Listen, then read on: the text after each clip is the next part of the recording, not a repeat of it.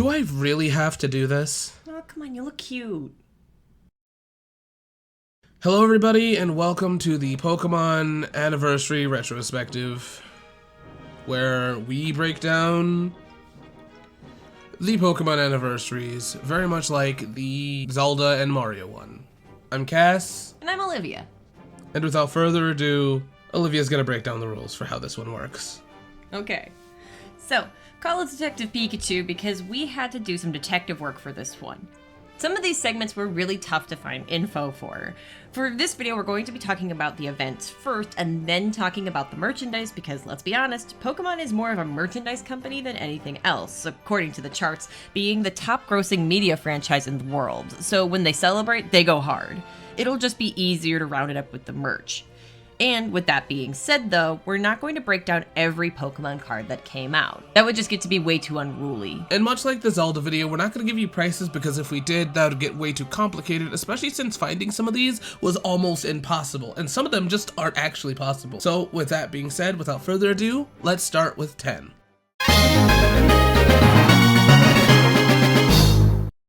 The Pokemon's 10th anniversary was celebrated starting on February 27, 2006, commemorating the release of Pokemon Red and Green. So there were several events for the 10th anniversary, starting with the Space Center Houston in the United States. They held a 10-week event featuring a special promo card, which was a Space Center trading card. There was also a tournament, demos, giveaways, and you could watch movies on their big screen. You could also download Deoxys for the Game Boy Advance games.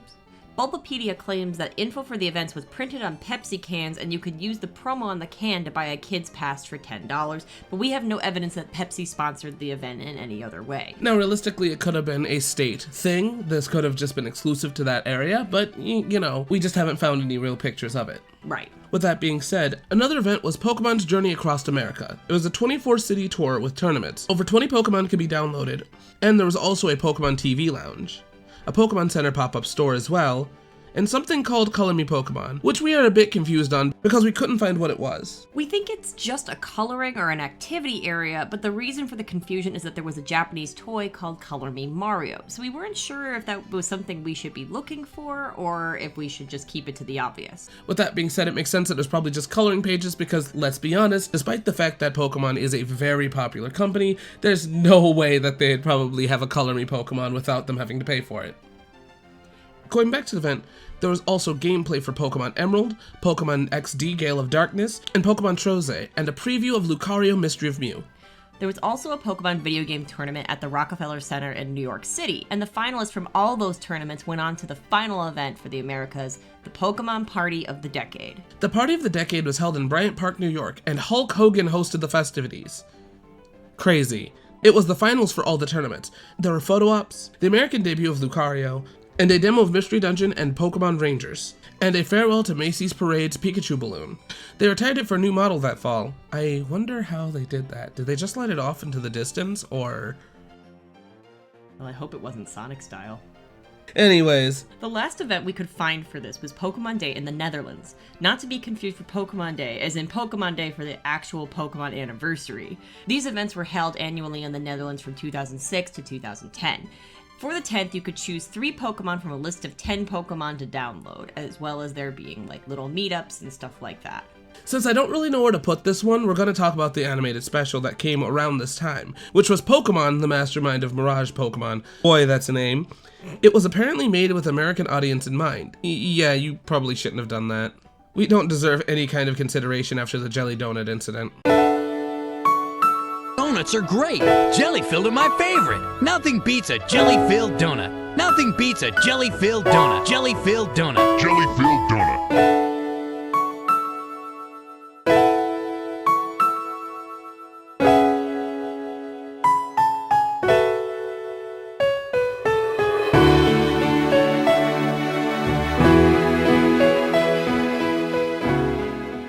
It must have been karma because this is apparently the worst special. At least that's what I've heard. There was also a giveaway with Purdue Chicken Nuggets. They ran a promotional giveaway where they gave away 1 million mini discs, each with one of 3 Flash games on it. So far we haven't found if they are playable anywhere online, but we at least know what they were, which was Pokemon Pokeball Launcher, Pokemon Seek and Find, and Pokemon Team Rocket Blastoff. Plus, each disc had a Pokedex and a tutorial for the Pokemon trading card game. Wish I had that when I was a kid. Oh yeah, same. Surprisingly though, they didn't have a dedicated pack for the TCG, which is rather unthinkable today for how big Pokemon is. However, there was the Topps 10 promo cards, and boy oh boy, I remember the mad disappointment I had when our school, when you were good, they said that they were going to give out Pokemon cards. Now remember, this was around the like early 2000s, right? So we thought we were going to get packs, right? No, it was the Topps cards. That was very disappointing. No kid liked it. Aww. It was that or Smarties. We chose Smarties. Valid. Now, besides that, there was an absolute truckload of merchandise. There was the Pokemon X CD, which was a collection of music from the Pokemon show that we got here in America. Which is rather unfortunately named because Pokemon did have a Pokemon X game. So whenever you try to look this up on YouTube or anywhere else, it most likely comes up with the OST for that. In Japan, they got their own exclusive CD, the 10th anniversary Happy Birthday Pokemon concert featuring a selection of Junichi Masuda's music. Masuda is currently one of the Pokemon Company's chief creative officers, but he got his start with Game Freak as a composer for Pokemon Red and Green. The more you know. There was also a ton of toys, including the elusive Target exclusive toys, which once again feels like a crazy thing to say today. After all, Target is kind of one of the bigger companies, and you can kind of keep track of toys now. For the most part, the Target toys are what you would expect for action figures, and they look like some really cool ones. The only real interesting thing about them, well, there's two things. One, they gave James a blicky, and then the other one was the silver toys, which were apparently what people voted on as their favorite Pokemon, and Ash. But apparently no one remembers where and when these polls were conducted, so there's a little layer of dubiousness to this. Yeah, no, I think out of all the toys, right, that's the one that just doesn't look super good. It looks like Burger King Dragon Ball Z toys, right? Yeah. Because, like, I mean, let's be honest. Hold on. Let's be honest. I think the cool thing about these action figures is that they were just straight up action figures that just happened to come out around the 10th anniversary, all in all. They looked like they were pretty cool. With that being said, the oddest thing about these is that there was another toy, which was the Battle Trainer. Not to be confused with the V Trainer, which was another similar toy, but the Battle Trainer used these little Pokemon figurines to get data from and to battle, assumedly. Now, we don't exactly know what this toy does, but these were kind of toys that exist around the time, such as stuff like scanners or Tamagotchi and stuff like that. I'm saying it because it works that way. Both of the toys that existed, though, did have readable data on their action figures, kind of like Amiibo or Toys to Life, but a very simplistic version of it before then. These toys seem to be very popular, but it also seems to be confused with one another. The toys look very different, one's more statuesque, the other's more like chibi Pokemon figures, and so on and so forth. The reason why we're bringing this one up is because there was a 10th anniversary version of the Battle Trainer. This one almost went under the radar. We almost completely missed this one. There are also plushies for the 10th anniversary. There was a 10th anniversary Pikachu that had Pikachu standing on a number 10. Not to be confused with the Pokemon Center's 10th anniversary Pikachu, which at this point we're not going to do, but we might make a Pokemon Center anniversary video, just because the Pokemon Center celebrates its anniversary separate from Pokemon. With that being said, those ones came with the starters of the generations up to that point, alongside its own Pikachu with the party hat, which was a major distinction of the 10th anniversary and what was not the 10th anniversary.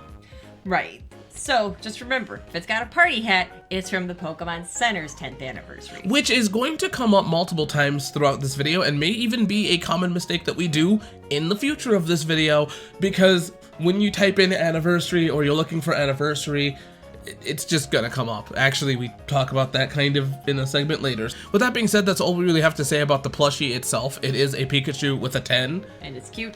And that's it. Really, we thought there was more to it, but Pokemon Center. All in all, I think we talked all the best that we can about the toys, really. So I think it's safe to say that Pokemon really did it up for their 10th anniversary. It's very interesting when you think about it, since most video game IPs don't do this, especially for their 10th, but it does make sense around this time when gaming was a lot more stable, that they would be able to do this. And also, Pokemon rocked the world, so of course the 10th was a big commemorative thing. Yeah, for sure. It had to have been for them. And I think it did a really good job. I just think that we did a terrible job keeping track of it. So this one is confusing because Pokemon is a franchise that celebrates everything. So while there was no Pokemon anniversary celebration, there was celebrations of the Pokemon Center's 15th anniversary, which keeps coming up on our searches. That's where we got the logo for this segment. For Pokemon proper, it was mostly quiet. We didn't have any events for it here, or at least nothing that anyone happened to keep track of. There was an exclusive Pokemon trading card game 15th anniversary box with a special Pikachu card that was released, but that's about as far as it goes. With that being said, the Pokemon Center did have a tournament, and also there was an Eevee 3DS XL release, which it wouldn't be Nintendo if there wasn't a 3DS in the 3DS era. Yep, that's I for think sure. the thing is, it's a pretty nice 3DS. I think it's cute, but that's really it. I don't know why they didn't try to bring this to America. Was this before Eevee liked Eevee? No, we've always liked Eevee. I'm just mad, I guess. So I'm going to cut to the chase. The 20th anniversary for Pokemon had a lot of stuff, and I mean a lot. So let's get into it. Starting with the events. Pokemon went absolutely wild. So wild that according to Google sources, the Pokemon company shelled out an estimated $4.5 million for a Super Bowl commercial. During Super Bowl 50, there was a commercial for Pokemon's 20th anniversary with the motto, "Train On." It was underwhelming, in my opinion. It's very interesting because the Super Bowl is very culturally relevant to America, so whoever's listening to this, I wonder how much this means to them, but to us, it's like something cool, especially if you're somebody that's nerdy like me and you, to kind of see something like this at the Super Bowl. It's now super common thanks to Avengers and many other stuff happening, but this was really cool for the time. Yeah, you gotta keep in mind, back in 2016, nerd culture was still on the rise, so this was kind of unheard of. In a less important note, now, this was the third Pokemon Direct to happen, and realistically, it did celebrate the anniversary, but realistically, most importantly, this announced Pokemon Sun and Moon was coming. Yeah, which was, of course, a big deal. So bear with me. In America, we had Pokemon Day. It's going to get confusing. I guarantee this one is an American Pokemon Day, though. What was mostly focused on retailers, like Toys R Us and GameStop. Toys R Us had a Pikachu and Magikarp for the Generation set that we'll talk about a little bit more as we go on, but that was the card set of the time. They also had an activity book, posters, and Generations-themed binders. GameStop had an exclusive Mew plush, and gave away a different poster for purchasing. Some stores had early access to competitions for Pokken Tournament with a grand prize of being in the championship for that game. There were also several other events held. Nintendo New York held an event at their store with Pokemon activities and photo ops with Pikachu. The Japan LA Pop Culture Shop had a pop-up for Pokemon merchandise. In Brazil, Pokemon trading card tournaments were hosted where players got exclusive merch. The stores that hosted these tournaments received exclusive kits that included 55 Pikachu promo cards that were given to people who purchased 2 or more Pokemon trading card game products. Jesus Christ, there's a lot of P's in this episode. There's so many P's. And lastly, forgive my pronunciation, but in South Korea, a series of events was hosted at the Pangyo Hyundai department store in Seongnam from February 27th to March 6th. There, you could participate in a stamp hunt for a Pokemon Day notebook, check out the Pokemon Mini Museum or Pokemon Mini Attraction, which I'm not too clear on what that was. Their Pokemon Store shop had exclusive merch, and stores gave cards to people who bought a certain amount of stuff. Also, a special level 5 Mew was distributed at the event, and Pokemon battle events were hosted with 3 tournaments where the winners would each get a special card. By far, the biggest event, though, was the release of Pokemon Go over the summer of 2016. This was a cultural phenomenon that really pushed Pokemon to new heights. When it gets right down to it, it's almost indescribable to mention how Pokemon Go went, giving a rush of nostalgia for people that didn't keep up with Pokemon, and also just getting a whole bunch of new people in on the game, especially since you had to go outside and play this one. I think that this one really, really cool and really, really great for the time. It brought a lot of people together, and I think that that's awesome. Yeah, no, there was a really beautiful moment where everyone just kind of united over Pokemon, and for like a little bit, everything felt good. Also, I want to make a note of this. Pokemon Go's trailer was better than Train On for the Super Bowl. Yeah. It was like way more hype, so I feel. No, you're absolutely correct. And then, while also not a physical event, Pokemon's Twitch channel hosted Pokemon gameplay, discussions, and interviews from 1 to 9, and then at 9 p.m. they started a 24-hour Pokemon anime marathon. This also coincides with, according to a Polygon article, 12 of the Pokemon movies would be released on Amazon, iTunes, and Google Play, coinciding with the 20th anniversary. Splatoon got in on this one to celebrate this anniversary, kind of like the Mario one. This time, it was actually a little bit way more specific and made more sense. Yes, I'm still bitter about the Mario Splatfest, With that being said, in Japan it was red and green, but in the rest of the world it was red and blue. Green surprisingly won. I honestly thought red would have, despite the fact that red was a lot more popular of a game. Green came in clutch alongside blue. Once again, team coming in clutch, surprisingly. It blows my mind that red didn't win. I honestly thought that it would have when we were reporting upon this, and even at the time I probably thought it was, so... No, yeah, because while it is true, all the data shows that red won the popular vote every time, but the gameplay, they just got crushed. I mean, for the most part, in most margins. I mean, it was close, but still, it was a surprise that they both pulled it off. I would have never guessed. Yeah. Especially since Charizard is kind of like the fan favorite, you know, I just would have never thought. But then again, it's Charizard versus Marie, so. No question. Moving on to Mario Maker. Mario Maker is interesting because it's one of those that celebrates multiple things, and of course they celebrated Pokemon. This one was where they had Bulbasaur, Squirtle, and Charmander as one sprite in Mario Maker, and that's really it with it. They got their own special little course, but that was about it. To wrap up the event side of things, there was, of course, a series of downloads you could do throughout the year. For Pokemon X and Y and Omega Ruby and Alpha Sapphire, you could download one level 100 legendary roughly every month in at least North America and the PAL regions. There's also Pokemon Photo Booth that was released for iOS, which is not a thing anymore to my knowledge. I can't find any proof of it anymore, but it was a thing. You were encouraged to use the app and post the photos under the hashtag Pokemon20 online. These posts could also be displayed on Pokemon20.com. It's also hinted that the best post would be rewarded somehow, but we can't find any evidence backing that up or like what this reward would have been. My guess is just being reposted on the official Pokemon website. Getting into the merchandise, let's talk finally about the cards. This was the year that Pokemon Generations and Evolution sets were released. Figgies and plushies were also released. With that being said, the plushies were something that was more notable, coming in a bag and also having a Mew exclusive, which we talked about already, but still I think it's interesting because I can still find these around. Oh yeah, I have seen plenty of these guys in the wild. At comic stores, comic conventions, and so on and so forth, and I think that they're cute. They are very cute. I also like how they're in a bag, not just a box, so that you can put them back in and collect them. Yeah, I do like the bag. I kind of wish more things would do this, but I also understand why not. For the figure side, it was a Nendroid of the Fire Red version of Red from Pokemon, which I make that clear because Red had different designs. That came with Charizard, Venusaur, and Big Man Blastoise. This was a pretty cool Nendroid set, and I absolutely like when Nendroids are released, and it was also easier to find than the Luigi one.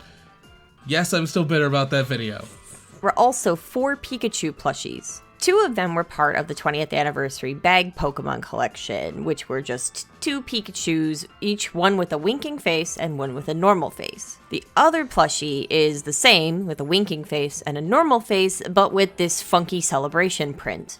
Also, the Nintendo Badge Arcade had a set of specific Pokemon badges. Last but not least, we're going to talk about the thing that Nintendo loved to do around this time, and that is give us DSs. Man, if you're somebody that collected the DS, I feel sorry for you and your wallet, because holy crap, there was a lot of them. There was the red and blue American new 3DS that had changeable faceplates. I remember this one being big because we kind of missed out on the new 3DS period, because we just got the new 3DS XL, and so we kind of missed out on that, so it's really cool to have one of the few times that we could have the faceplates, which was kind of the selling point of it in Japan. I remember waiting for this new 3DS, especially since it was more powerful 3DS, which was pretty cool.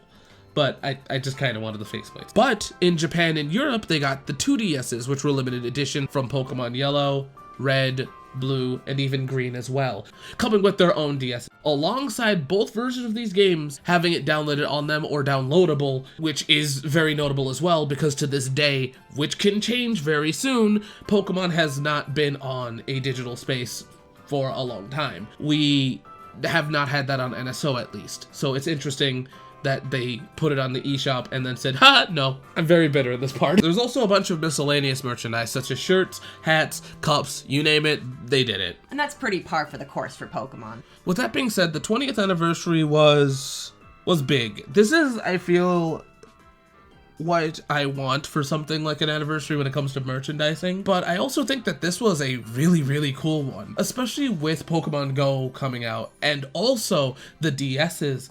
coming out, and also the virtual console having these prolific games. I think that's great, and I think that it's kind of sad that we haven't had something like that since. Maybe this might all change in the upcoming days by the time this comes out, but I don't know, this was really cool, and I'm really hoping that maybe we get something close to this. At least talking about having Pokemon coming to the modern consoles, at least. I would hope so, especially because at this point in this anniversary, it specifically feels like Pokemon just stepping into the limelight of being like, yes, gaze upon me for the juggernaut that I am, and us all going, yeah. So yeah, I think that this one was great, and what it left behind is, I think, pretty big. So yeah, it was huge. It was massive. Let's move on, I think. Yeah. The thing about doing breakdowns is none of the videos are ever the same. You're my guest on this one, but also the main theme doesn't work for this one, right? Because we started out talking about events and then merchandise, right? Right. We did really good at the beginning. We did okay in the second part, right? Right. And now it just goes completely out the window. Especially since this event was merchandise. Yeah. They kind of go hand in hand. While there is merchandise for this one, the biggest one is the album, which was the Pokemon 25th album. Pokemon collaborated with Universal Music Group and Brands for the 25th anniversary, making something called P25 Music. That was a collaboration that involved several artists under the label, making a Pokemon-themed album. This culminated in the release of the Red EP, the Blue EP, and the whole vinyl, which featured technically 11 tracks in America. There were 12 tracks in Japan. This featured the work of Katy Perry, Jax Jones, Mabel, Lil Yachty, J Balvin, Sin, Vince Staples, Luann, Tierra Whack, Post Malone, Yaffle, and Zoo. This also had a virtual concert for specifically Post Malone, and also they got their own Pokemon cards. I'm kind of jealous. They're kind of cool. Maybe we might get Pokemon cards one day. Someday. I'm kidding, we're not gonna get Pokemon cards. No, yeah, definitely not. With that being said, this album itself is interesting. I don't really know where people feel on this one, because when you read some of the comments on it, it feels like people think that this album's very cheesy, and some people at one point liked it. I think it's an interesting effort, but I don't think it embodies Pokemon as well as later songs do. This paved the way for songs like Lucky and Beady Beady, which I think are better embodiments of the idea of Pokemon for the most part, but this album felt like it was all over the place. It feels like it's not exactly embodying Pokemon. While the music is really good in this album, if you're looking for something that feels more Pokemon adjacent, you're not gonna always get that. For sure. There was also another song that was released exclusively in mainland China and Japan for the anniversary called Dreamful by Xiao Shen. If I mispronounced that, I am so sorry. We do that a lot here. But other than that, the music was the main focus of the year.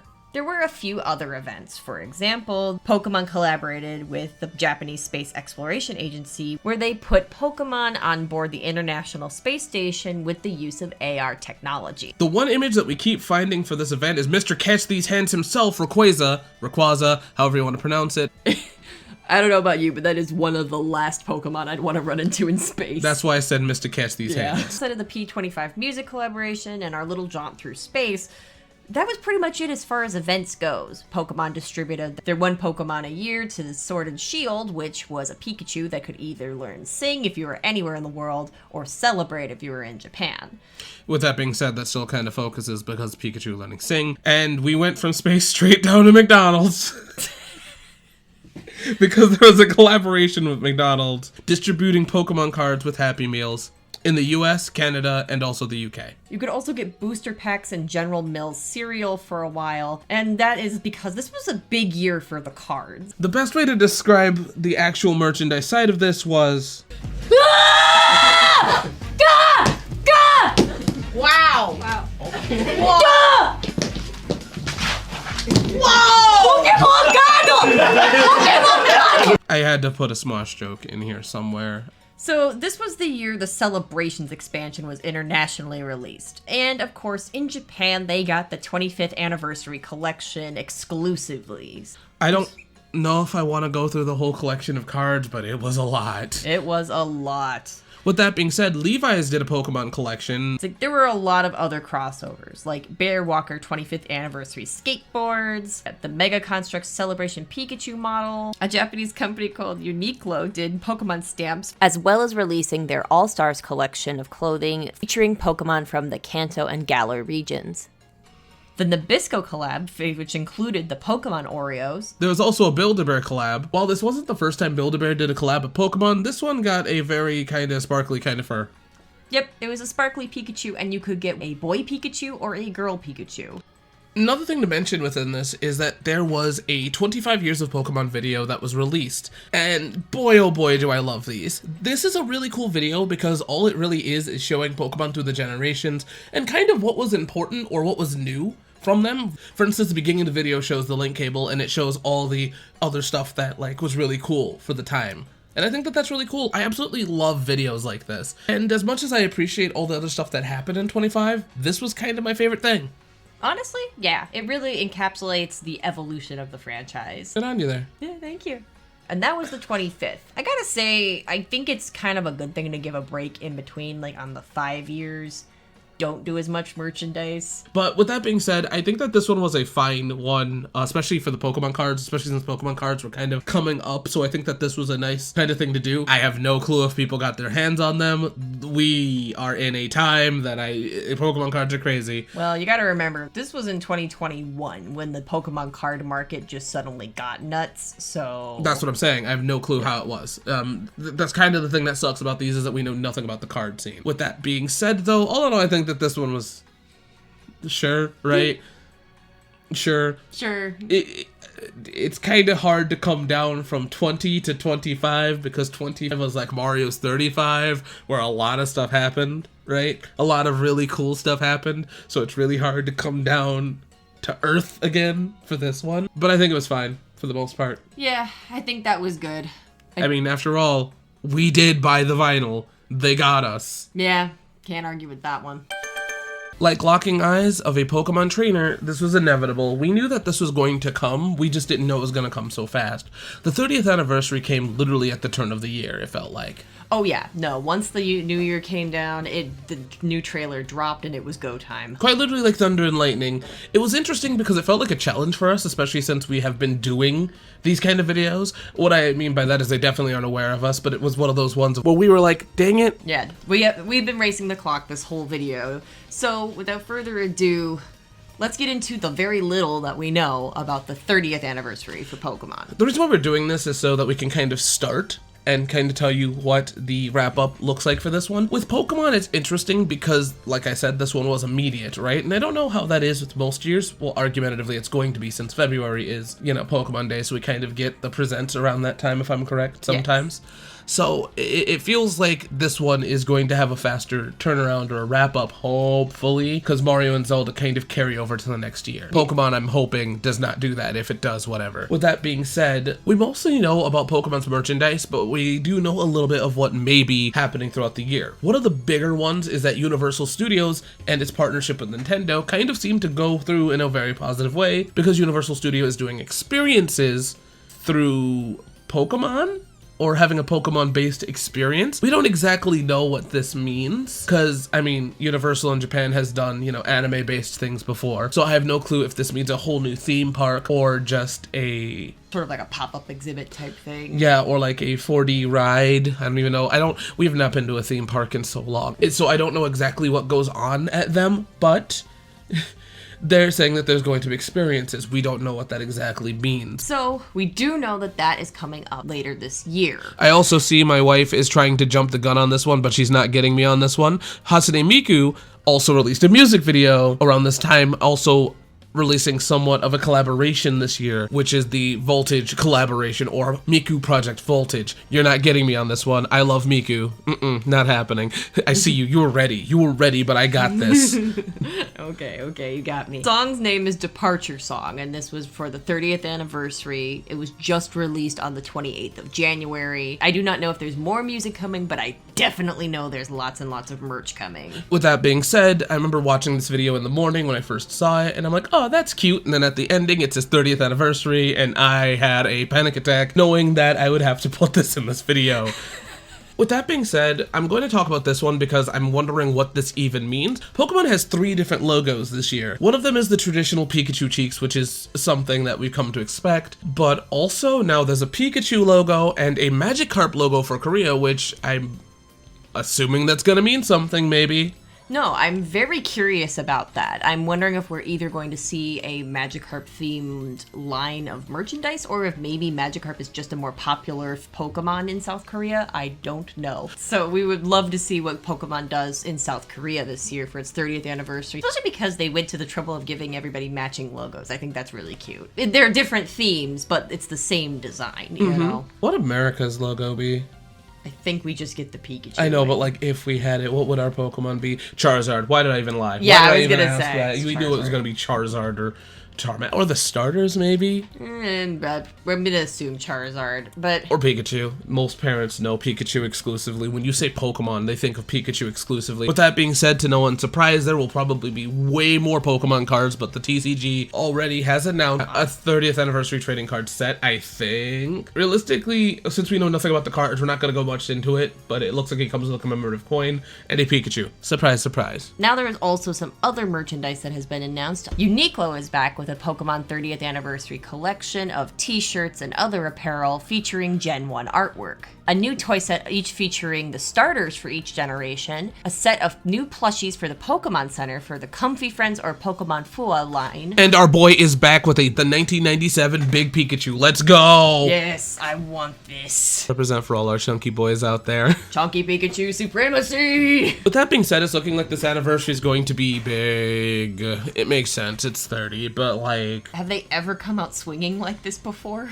I don't know, I think it might just be the sign of the times, realistically, because that's just kind of how it feels like certain things are going to be for Pokemon. Pokemon's big. And it's going to be big. I feel like the card scene is probably going to be really big this year as well, and we're never going to see them, and most people aren't because the way the scalping market works. Oh, and before we end this, let's just throw Lego here. Yeah, while Lego is not officially branded as the 30th anniversary, I don't believe in coincidences.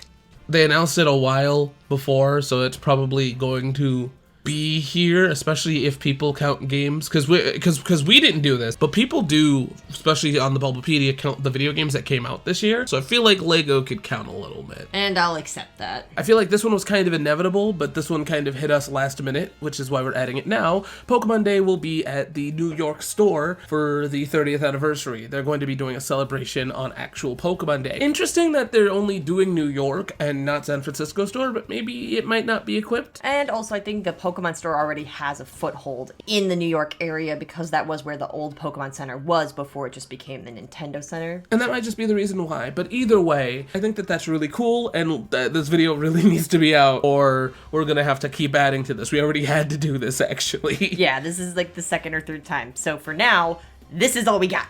With that being said, thank you so much for watching this. And even though we have a citing or references part, I do want to say thank you to everybody that has made this manageable and doable and actually just realistically a thing, because this has been a very hard video to do. It's been fun, I love it, but it's a lot, and I'd like to thank all the people that have kept preserving this, especially for 10. 10 was a hard one to get through because it was at a different time, and it's really great to see that people loved Pokemon that much that they recorded it, or at least, the experience was worth it for 10 for it to still be up there. And same thing with multiple segments in general here. So for all the people that are keeping track of this, like Bulbapedia and so on and so forth, thank you so much. You guys are awesome.